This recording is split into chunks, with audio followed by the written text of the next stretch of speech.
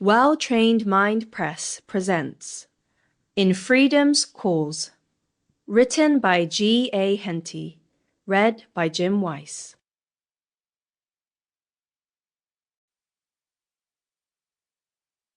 Preface by G.A. Henty. My dear lads, there are few figures in history who have individually exercised so great an influence upon events as William Wallace and Robert Bruce.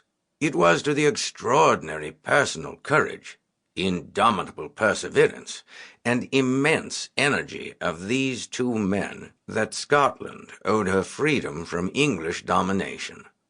So surprising were the traditions of these feats performed by these heroes that it was at one time the fashion to treat them as belonging as purely to legend as the feats of St. George or King Arthur. Careful investigation, however, has shown that, so far from this being the case, almost every deed reported to have been performed by them is verified by contemporary historians. Sir William Wallace had the especial bad fortune of having come down to us principally by the writings of his bitter enemies, and even modern historians, who should have taken a fairer view of his life, repeated the cry of the old English writers that he was a bloodthirsty robber. Mr. W. Burns, however, in his masterly and exhaustive work, The Scottish War of Independence, has torn these calumnies to shreds, and has displayed Wallace as he was, a high-minded and noble patriot. While consulting other writers, especially those who wrote at the time of, or but shortly after the events they record, I have for the most part followed Burns in all the historical portions of the narrative. Throughout the story, therefore, wherein it at all relates to Wallace, Bruce, and the other historical characters, the circumstances and events can be relied upon as strictly accurate, save only in the earlier events of the career of Wallace, of which the details that have come down to us are somewhat conflicting, although the main features are now settled past question. Yours sincerely, G.A. Henty.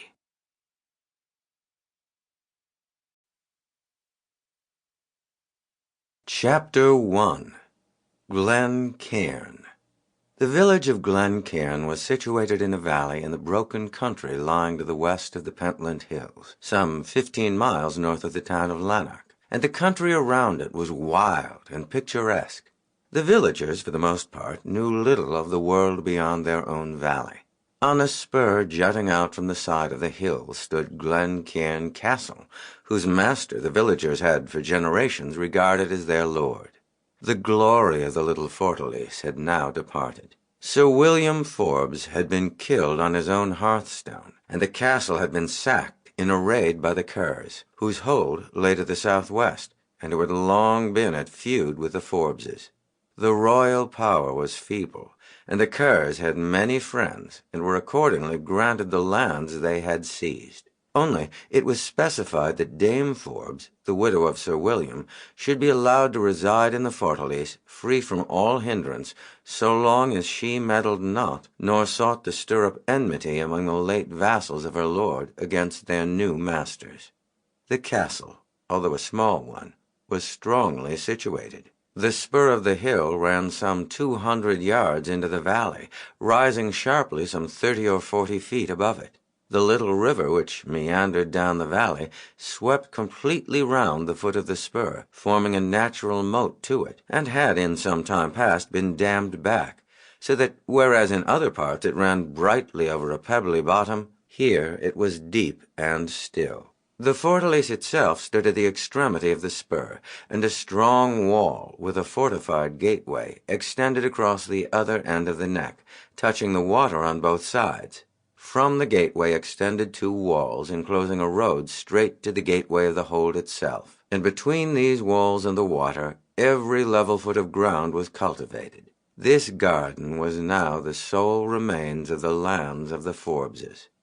It was a narrow patrimony for Archie, the only son of Dame Forbes, and his lady mother had hard work to keep up a respectable state and to make ends meet. Sandy Graham. Sample complete. Ready to continue?